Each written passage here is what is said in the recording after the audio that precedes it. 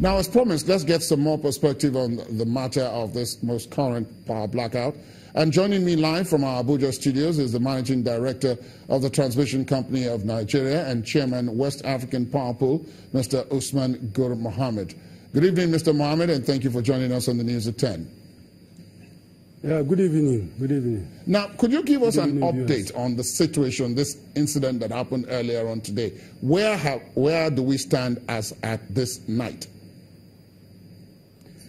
Yeah, as at now, the restoration has power has been restored to all part of Nigeria.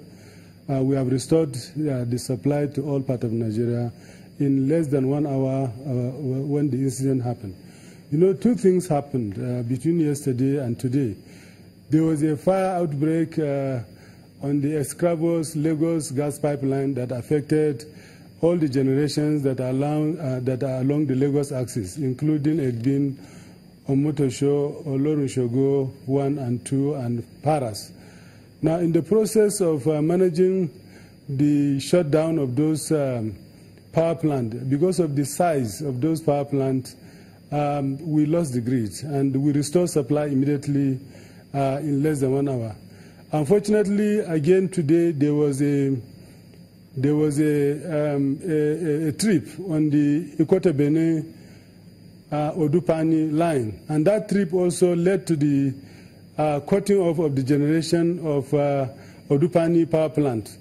Now, because of the fact that we don't have the generation along the Lagos axis, the size of the power that is from the Odupani, which is about 300 megawatt, led to the collapse of the grid. We also moved quickly and we restored supply in less than 1 hour. All over the country, we have restored supply. Okay, on the issue of the Lagos axis also, already we have discussed with the NGC. NGC has moved in immediately, and in less than 24 hours, according to how we agree with them, they will fix the gas pipeline that was destroyed, I think, by bushfire. So supply will be restored to all parts of the country. So I don't think there's a big issue for us to worry about. All part of Nigeria has supply now. But the full supply that we get at our peak will be restored by tomorrow, by the grace of God. All right, then. Now, let me take you on a more general note, since you've addressed the issue of this particular incident. Transmission appears to be the weakest link in the chain now, especially with this repeated incidents and so on. What is being done at this point to address the general transmission challenge? What is the state, for example, of our transmission infrastructure?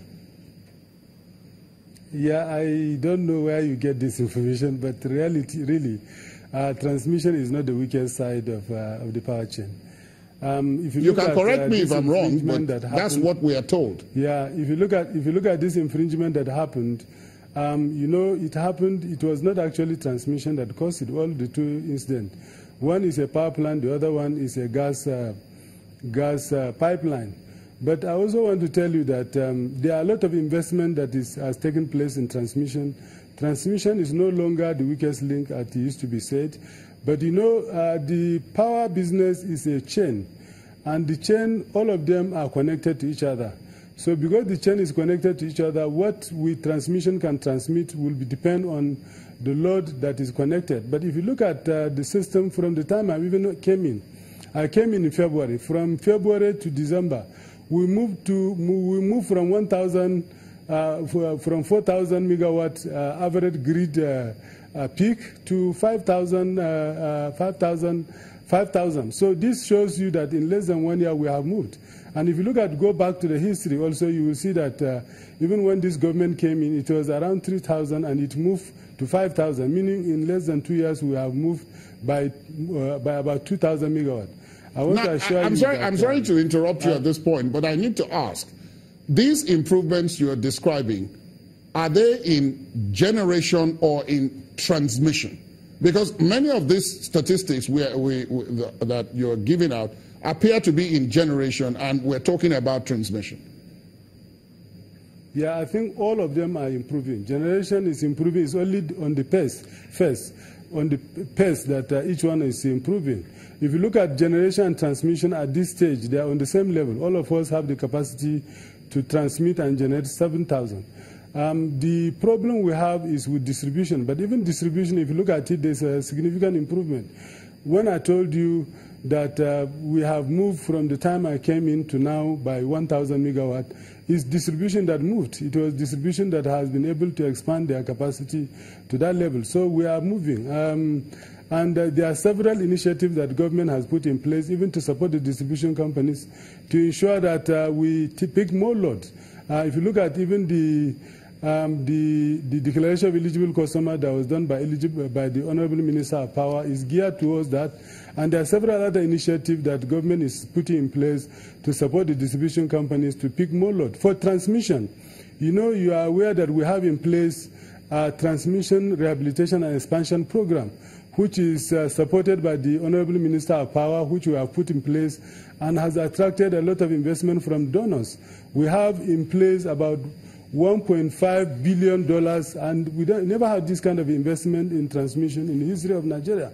And that will expand the transmission capacity in the next 3 to 4 years to about 20,000 megawatt. And that will also stabilize the grid. We are moving towards a grid that is stable. If you look at from May 22nd from May 22nd, we stabilized the grid frequency to a level that has never been achieved in the last 20 years.